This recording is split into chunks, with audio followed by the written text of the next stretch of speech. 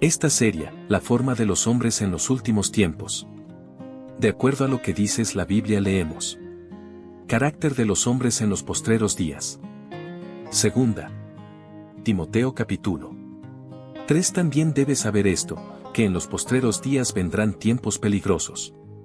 De porque habrá hombres amadores de sí mismos, avaros, vanagloriosos, soberbios, blasfemos, desobedientes a los padres, ingratos, impíos, sin afecto natural, implacables, calumniadores, intemperantes, crueles, aborrecedores de lo bueno, traidores, impetuosos, infatuados, amadores de los deleites más que de Dios, que tendrán apariencia de piedad, pero negarán la eficacia de ella. A estos evita. Porque de estos son los que se meten en las casas y llevan cautivas a las mujercillas cargadas de pecados, arrastradas por diversas concupiscencias. Estas siempre están aprendiendo, y nunca pueden llegar al conocimiento de la verdad. Y de la manera que Janés y Jambres resistieron a Moisés, así también estos resisten a la verdad, hombres corruptos de entendimiento, réprobos en cuanto a la fe. Mas no irán más adelante, porque su insensatez será manifiesta a todos, como también lo fue la de aquellos. Segunda de Timoteo, capítulo 3, comenzando allí en el versículo 10. Dice allí, y este es el apóstol Pablo escribiéndole a Timoteo, un joven, no tan joven en realidad pero por aquellos tiempos lo consideraban un joven, tenía como 40 años más o menos, dicen los estudiosos de la Biblia. Pero Timoteo tenía el distintivo de haber sido pastor y discípulo del apóstol Pablo y Timoteo estaba llenando ciertas funciones pastorales y entonces Pablo, el veterano apóstol le escribe a su discípulo y le está dando consejos acerca de cómo él debe conducirse en su vida, y cómo debe conducirse en su ministerio también. Así que es una carta de consejo pastoral. Segunda de Timoteo, 3:10. Pablo está aconsejando a Timoteo y le dice, pero tú, Timoteo, pero tú has seguido mi doctrina, conducta, propósito, fe, longanimidad, amor, paciencia, persecuciones, padecimientos como los que me sobrevinieron en Antioquia, en Iconio, en Listra, persecuciones que he sufrido y de todas me ha librado el Señor, y también todos los que quieren vivir piadosamente en Cristo Jesús, padecerán persecución. Mas los malos hombres y los engañadores irán de mal en peor engañando y siendo engañados, pero persiste tú en lo que has aprendido y te persuadiste, sabiendo de quién has aprendido y que desde la niñez has sabido las sagradas escrituras, las cuales te pueden hacer sabio para la salvación por la fe que es en Cristo Jesús. Toda la escritura es inspirada por Dios y útil para enseñar, para redarguir, para corregir, para instruir en justicia a fin de que el hombre de Dios o la mujer de Dios sea perfecto, enteramente preparado para toda buena obra. Bendiga el Señor su santa palabra. Estaba pensando así en una de las doctrinas fundamentales de la fe cristiana es este tema de la inspiración de las Escrituras, la inspiración de las Escrituras y eso es uno de los puntos principales que yo quiero tratar esta mañana. Pero además de eso está el asunto de que debemos hacer a la luz del hecho de que tenemos una palabra, que se llama la Biblia, que nosotros creemos que es la palabra de Dios, inspirada por Dios, escrita en un sentido por el Espíritu Santo, y que debemos hacer con ese hecho, como debemos comportarnos a la luz de la creencia esencial del pueblo de Dios de que la Biblia es la palabra inspirada por Dios. Yo espero que analicemos un poquito más ese tema. ¿Qué quiere decir esto de la inspiración de la Biblia, la inspiración de las Escrituras? Pero déjenme hacer un recorrido exegético a través de este pasaje para tratar de hacer la misma síntesis que hace la mente del apóstol Pablo con estos diferentes temas. En el capítulo 3 de esta carta el apóstol Pablo está muy preocupado por lo peligroso del tiempo en que están ellos viviendo, pero también a la misma vez da una palabra profética también hacia el tiempo futuro. Un tiempo futuro que yo creo que se está cumpliendo ahora en estos tiempos, porque estamos en los últimos tiempos, nosotros creemos, estamos en tiempos difíciles, en tiempos peligrosos y que llenan muy bien la descripción de lo que tanto Cristo como es apóstol Pablo y otros de los escritores de la Escritura hablan de cómo serán los últimos tiempos. Si usted mira en el capítulo 3 de Segunda de Timoteo, en el versículo 1, le dice Pablo a Timoteo: también debes saber esto que en los postreros días vendrán tiempos peligrosos porque habrá hombres amadores de sí mismos, avaros, vanagloriosos, etc. Y él da toda una descripción del tipo de persona que va a haber en esos tiempos y se parecen definitivamente mucho a lo que vemos en estos tiempos donde hay todo tipo de pecaminosidad en el mundo en una manera increíble. El apóstol Pablo habla inclusive muchos que están aún predicando la palabra y sirviendo al Señor que dicen que tienen apariencia de piedad pero niegan la efectividad, niegan el poder de ella. Es decir, es un tiempo, dice el apóstol Pablo, en que hay mucha fluctuación, hay mucha maldad, hay mucho engaño, hay mucha imposibilidad de uno saber exactamente quién es quién y quién es qué en las cosas del Evangelio.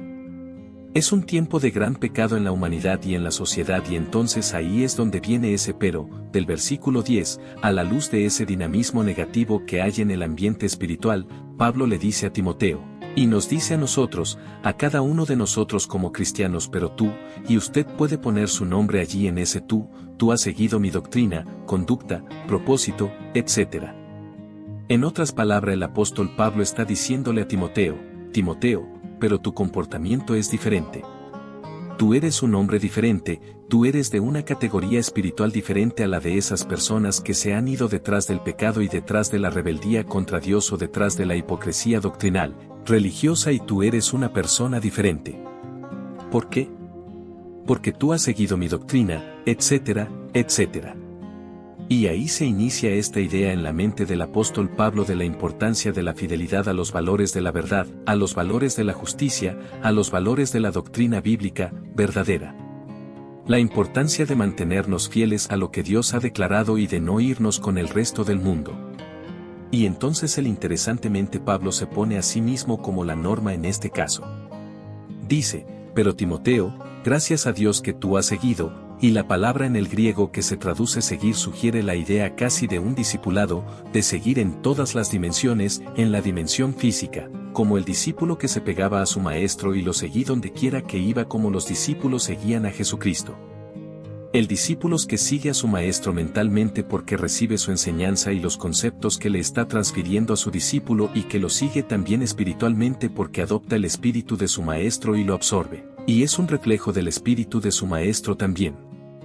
Entonces todo eso está encerrado en la palabra seguido, que es la palabra casi como el discípulo en el griego original. Pero tú Timoteo has seguido, y hermanos qué importante es precisamente que nosotros como creyentes hagamos exactamente eso. Yo creo que lo que define a un discípulo a un creyente en Jesucristo es esa fidelidad, es ese seguir la enseñanza, seguir la norma que Dios ha establecido. No es tanto el venir a la iglesia y ni siquiera dar esos diezmos que tanto insistimos que ustedes dieran a su momento o en tener una carta de membresía, no es ese adherirse uno en obediencia a la norma de lo que es bueno, lo que es correcto, lo que es verdadero. Eso es lo que Dios nos llama que hagamos. Tiene que haber obediencia. Para mí esa es la clave, yo creo, para una vida cristiana fructífera y feliz es que haya en nosotros esa obediencia, ese seguir, ese pegarnos a la palabra de Dios y pegarnos a la verdad de Dios. Muchos de nosotros no experimentamos toda la vida abundante que Cristo ha venido a darnos porque yo creo que todavía estamos jugando el jueguito, bueno, me entro de lleno o no y estamos ahí indecisos. Y el Señor lo que pide es esa entrega total, ese seguir de una manera total la norma de la Escritura. Y qué interesante el apóstol Pablo, mire otra cosa curiosa es que Pablo se pone a sí mismo en un sentido como la norma. Dice, pero tú has seguido mi doctrina, mi fe, mi propósito, mi conducta. No es que el apóstol Pablo fuera un hombre orgulloso, no es que él fuera un hombre que se creía la gran cosa porque él mismo decía yo soy el peor de todos los pecadores, yo soy el jefe de los pecadores, una vez. Después que me meto en estos líos y Dios me saca de ellos, le doy gracias al Señor. Le digo, Padre, qué privilegio poder uno ser parte de un proceso así y aprender y batallar y ver tu fidelidad. Yo creo que eso me capacitará con la ayuda del Señor para poder hacer otras cosas que Dios tenga para mi ministerio. Fíjense hermanos, que Dios no siempre nos saca de las pruebas. Dios puede permitir a veces que pasemos por aflicciones bien fuertes, pero todo siempre con un propósito positivo, prepararnos, formarnos, quebrantarnos a veces, humillarnos en otras ocasiones, enseñarnos paciencia, fidelidad, persistencia, pero siempre con un propósito bueno. El propósito de Dios es ese, formar a Cristo en nosotros, y Él a veces usa instrumentos bien raros, déjenme decirles, como usó la cruz. La cruz es el instrumento más siniestro que se ha inventado para tortura de los seres humanos, y Dios la usó para traer salvación a la humanidad. Así que no nos sorprendamos. Me salí un poquito del tema, pero está bien porque eso es parte. Pablo, un hombre que con todas esas virtudes, fiel al Señor y padeció dificultades, sufrimientos, pero se mantuvo firme. Dice, y de todas me ha librado el Señor. Gloria a Dios. Déjenme decirle, mi hermano, hermana, si usted está pasando por prueba, el Señor es fiel para librarle. No se dé por vencido. No deje de clamar al Señor, no deje de servir al Señor. Cuando usted haya salido de esa prueba, usted saldrá brillando como el oro, más preparado que nunca. Dios no le dejará nunca. Eso sí yo le puedo prometer. No le puedo prometer que lo libre de la aflicción y de la prueba, pero le puedo prometer que lo va a sacar victorioso de su dificultad. Gloria al Señor, amén. Conviene un aplauso para gloria del Señor. Mire lo que dice allí en el versículo 12, dice, y también todos los que quieren vivir piadosamente en Cristo Jesús, padecerán persecución. Toda persona que quiera agradar al Señor, que quiera ser fiel al Señor, que quiera mantenerse firme en los caminos del Señor, sepa, vas a tener que enfrentarte en alguna manera u otra a algún tipo de padecimiento, pero eso será para gloria de Dios y para fortalecimiento tuyo, así que no le coja miedo al diablo, no le coja miedo a las circunstancias. Mantente firme en ese propósito de ser fiel al Señor, porque Dios tiene buenas cosas para ti. Mas los hombres malos y engañosos irán de mal en peor, engañando y siendo engañados. Ese es el destino de toda persona que quiere jugar el jueguito ese de estoy aquí y estoy allí, de engañar a los demás. ¿Qué pasa? Al final serán engañados ellos y engañarán a otros y estarán siempre comiendo a otros y comiéndose ellos y siendo comidos también. Porque ese es el destino de la persona que carece de esa fidelidad, de esa entereza en el Señor. De nuevo, mire aquí el llamado a Timoteo y a todos nosotros a la fidelidad, a la obediencia. Dice, pero persiste tú en lo que has aprendido y te persuadiste sabiendo de quién has aprendido. Gloria al Señor. De nuevo, ve esa idea de hemos aprendido, todos nosotros hemos aprendido de alguien y yo espero que usted tenga un mentor o una mentora, que usted tenga a alguien que pueda servirle de modelo. Qué importante es tener la figura de un padre detrás de nosotros o una madre, o una persona mayor que nos ha sido un mentor o una mentora o nos ha sido ejemplo y nos ha bendecido en la vida. Si usted no lo tiene y es joven en la fe, búsquense a alguien que tenga más experiencia que usted y péguese a esa persona y aprenda de ellos. Y ustedes, hermanos que tienen más experiencia, búsquense una persona más joven y menos experimentada en la fe, y trate de ser mentor o mentora de alguien para que lo sigamos llevando hacia adelante.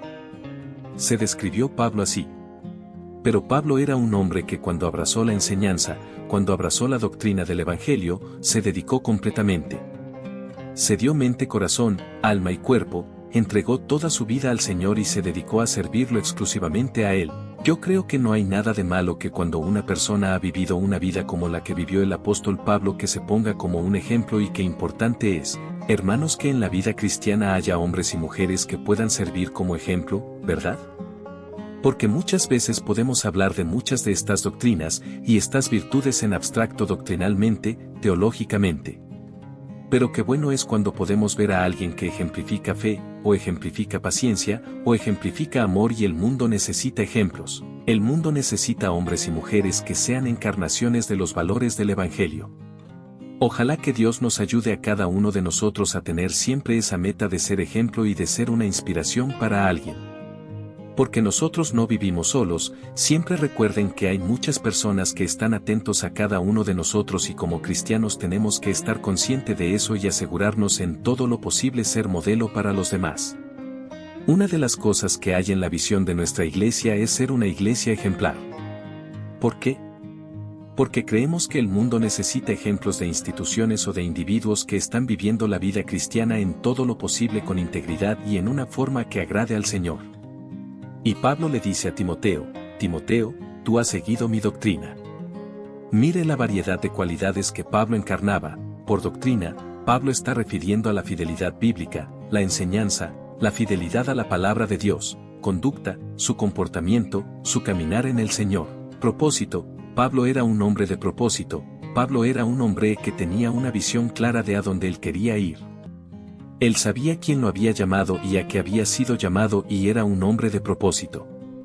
Qué importante es que nosotros, hermanos, seamos hombres y mujeres de propósito, que tengamos una visión que anime nuestra vida.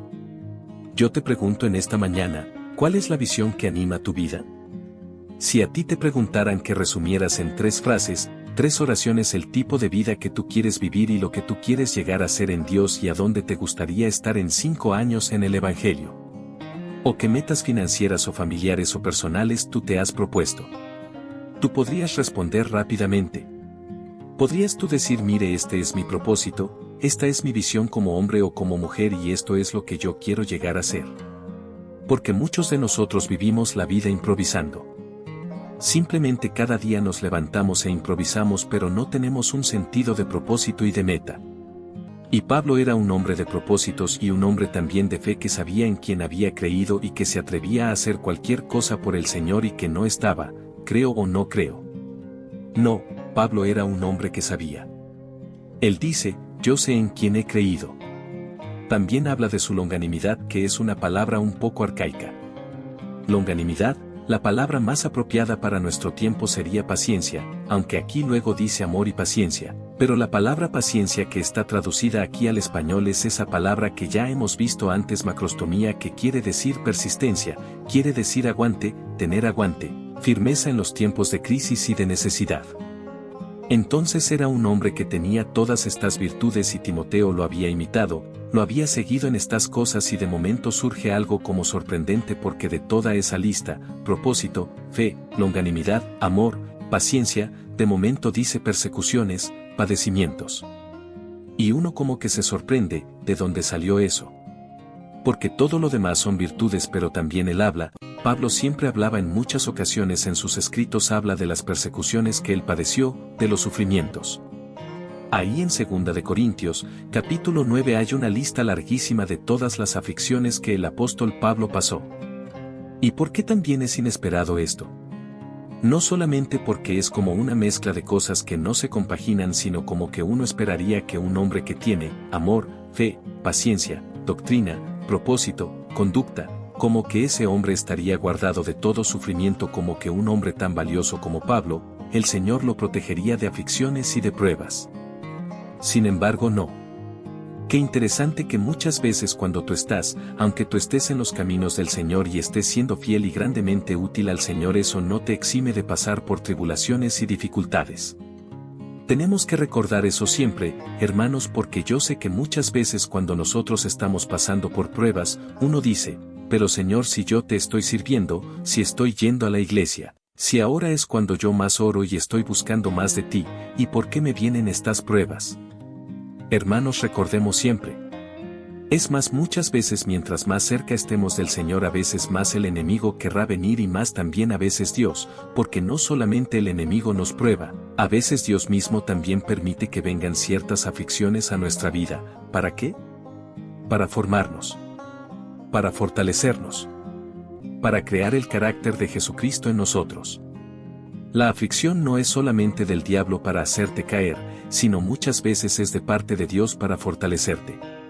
Y esta semana leía yo un artículo en una revista cristiana de un escritor cristiano que hablaba acerca de la prueba y él decía que muchas veces Dios inclusive trae la prueba a nuestra vida. ¿Sabe para qué? Para que por medio de la prueba y de la consolación que nosotros recibimos en la prueba, nosotros podamos consolar a otros también.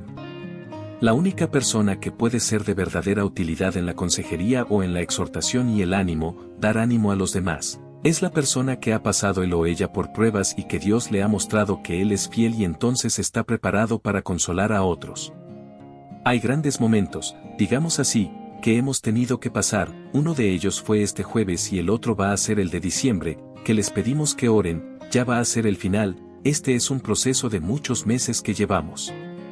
Pudimos comparecer allí ante esas autoridades y traer el proyecto de la construcción del nuevo santuario y esto ha sido de mucha aflicción para mi carne porque hemos tenido que bregar tanto con el vecindario y con agencias, y llenar tanto papeleo y la incertidumbre si después de todo este lío, llevamos ya como 1 año y medio, 2 años en este proceso del diseño y todo, y uno se pregunta ¿dará resultado o no? ¿Al final podremos hacerlo o no? Ha sido de mucha carga y este jueves cuando comparecimos allí ante esa autoridad y que gloria al Señor, nos dieron su aprobación y doy gracias al Señor por eso. Y yo espero que después del 14 de diciembre yo pueda venir ante ustedes en el nombre del Señor y darles una gran noticia de que finalmente. Pero yo pensaba en mi inocencia que ya para finales de julio yo iba a terminar, este proceso ya iba a estar terminado porque fue la primera vez que comparecimos ante una de esas autoridades. Y no fue así. Nos han estado posponiendo y hemos tenido que entrar en un proceso que yo esperaba que el Señor me librara del proceso del vecindario. Uno dice, Señor, tú puedes hacer cualquier, pasa de mí esta copa, Padre, si es tu voluntad. Dijo, no, tienes que tomar, tienes que beberla. Me tuve que enfrascar con las fieras del vecindario de por acá y con las fieras también de la ciudad de Boston y uno se pregunta, Señor, ¿pero por qué? Si esto es para tu gloria, si esto es para hacerte un santuario.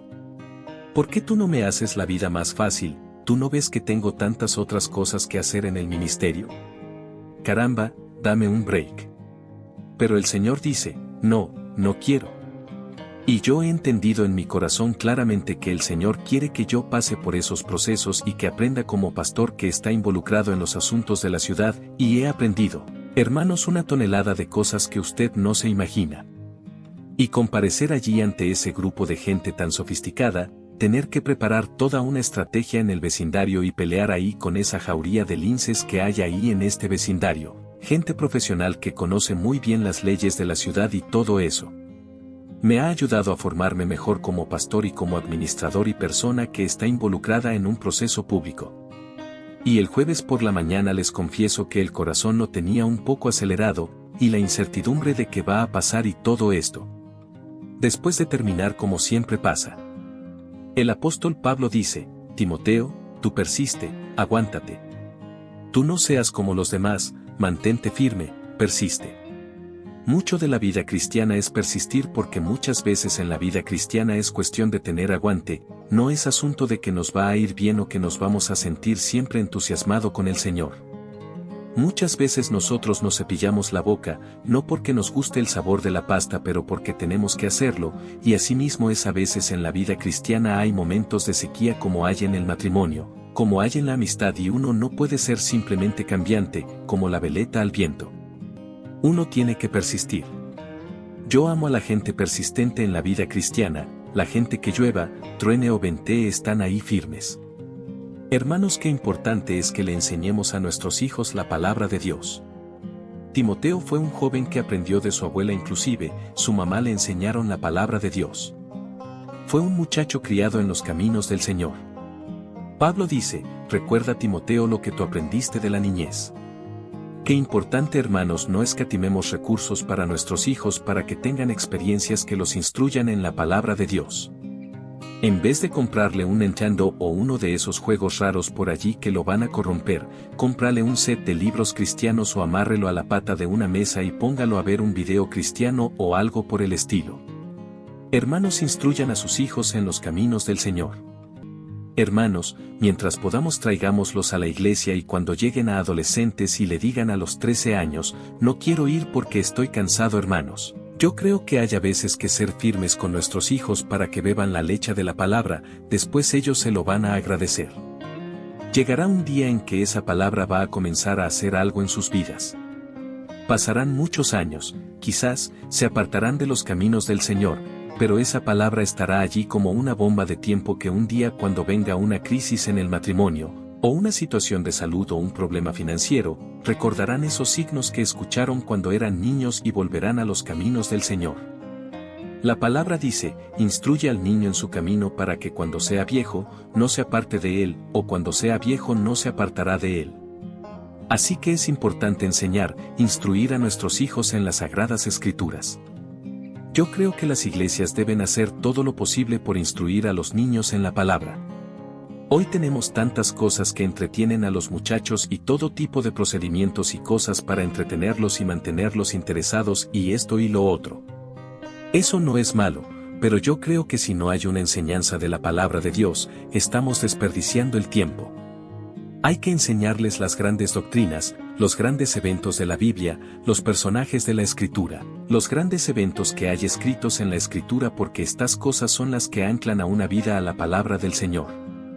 No hay nada como la palabra de Dios entrando al corazón y a la mente de la persona. Usted le puede decir historias bonitas y esto y lo otro, pero la palabra de Dios alimenta como ninguna otra cosa de este mundo. Así que instruya a sus hijos en la palabra del Señor. Dice, las sagradas escrituras, las cuales te pueden hacer sabio para la salvación por la fe que es en Cristo Jesús. No hay ninguna fuente de sabiduría como la palabra de Dios.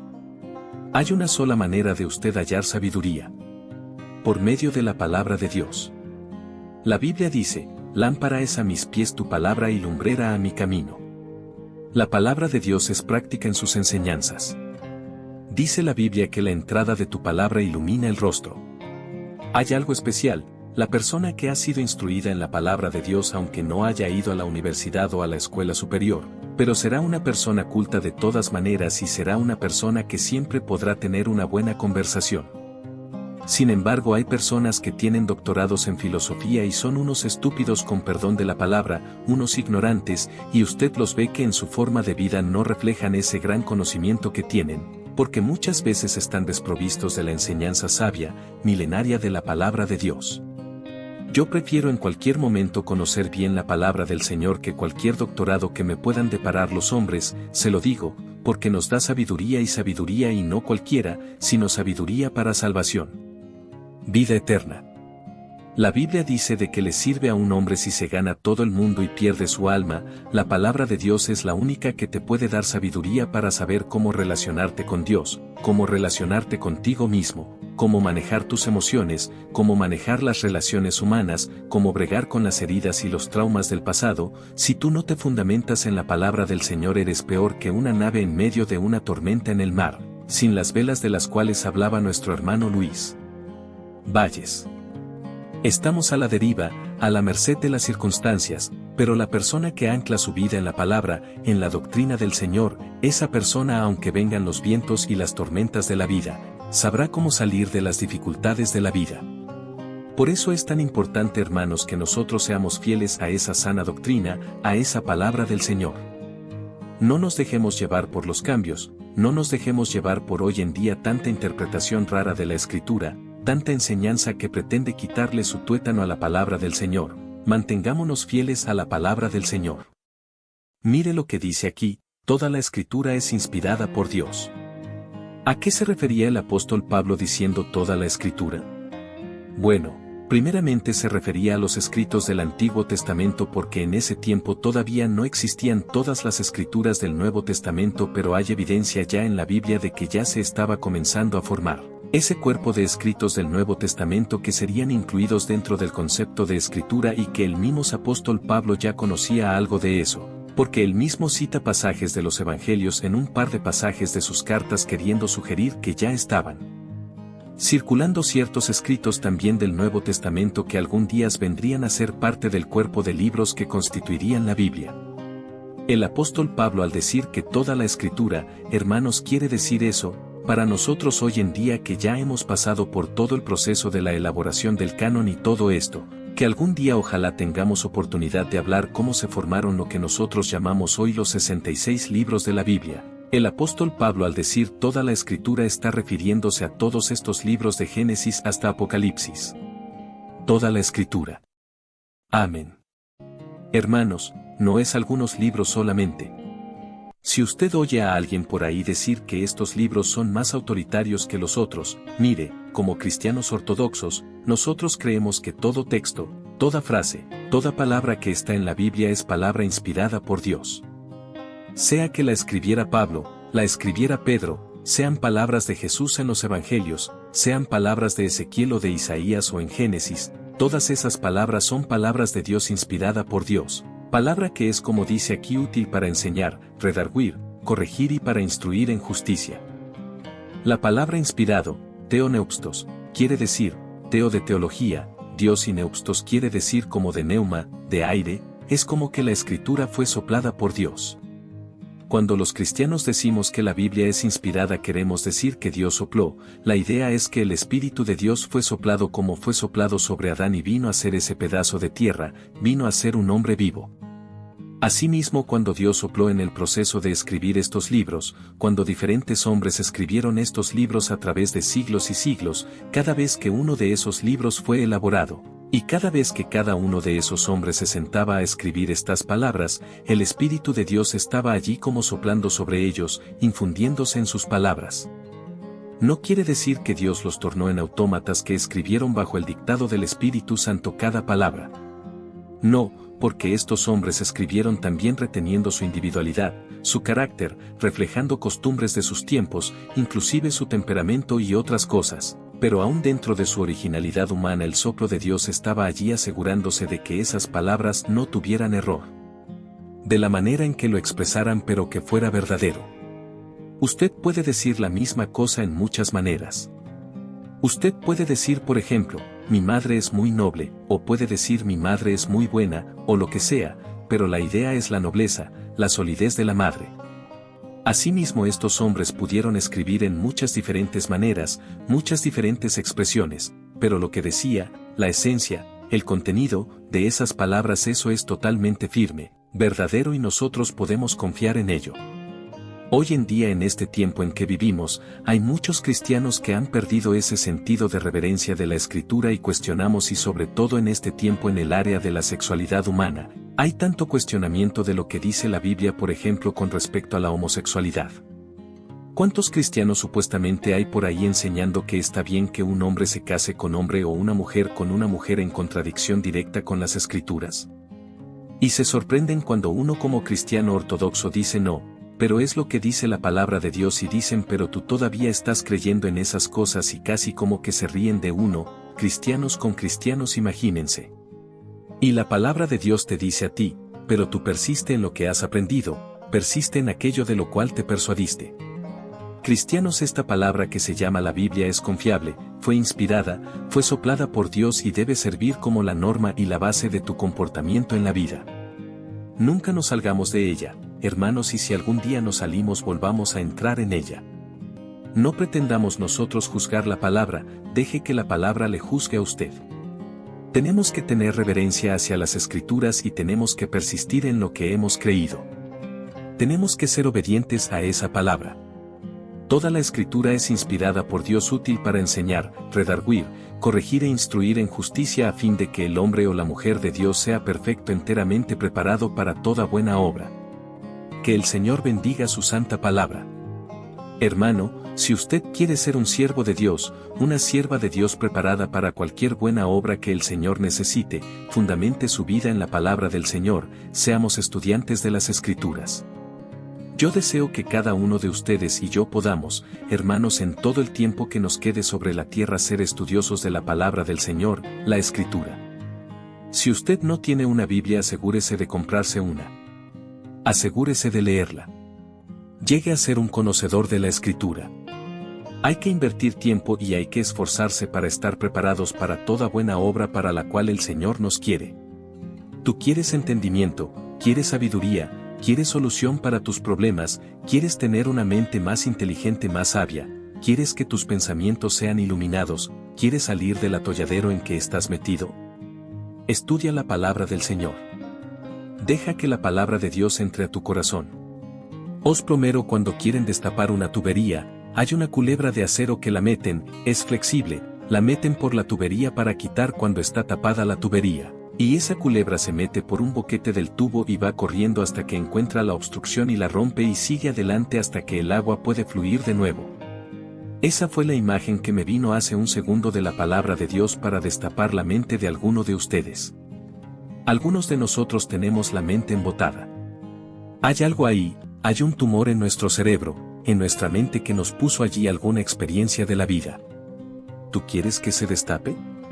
Deja que la palabra de Dios se meta y comience a obrar y a romper en tu mente y en tu corazón. Dice la palabra que la palabra de Dios es más aguda que toda espada de dos filos, dice que penetra hasta romper la coyuntura y los huesos, dice que discierne los pensamientos y separa en las intenciones del corazón, y dice que no hay ninguna cosa que esté fuera de su escrutinio y su capacidad para examinarla. Imagínense qué poderosa es la palabra del Señor. ¿Por qué privarte a ti mismo de ese efecto en tu vida? Comienza y deja que la palabra del Señor infunda sabiduría en tu vida y sé fiel a ella y obedécela y vive por ella y persiste en ella, y sé fiel a sus enseñanzas y obedécela y tu vida será bendecida.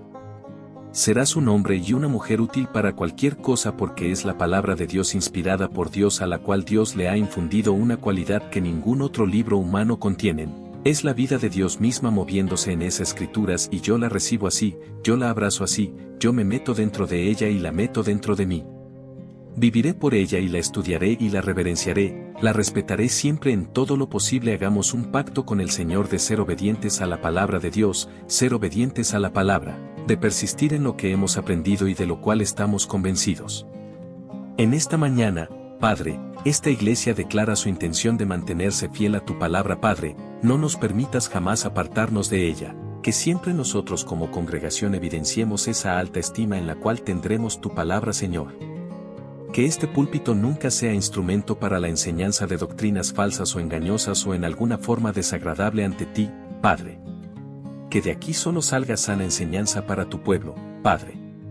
Líbranos de jamás pretender ser tan sofisticados que nos atrevamos a jugar con tu palabra, Señor, sino como niños acercarnos a tu palabra, Padre, y creer lo que ella dice, Señor, y obedecerla de todo corazón. Gracias, Padre, te amamos en el nombre de Jesús. Gloria al Señor. Amén. Amén.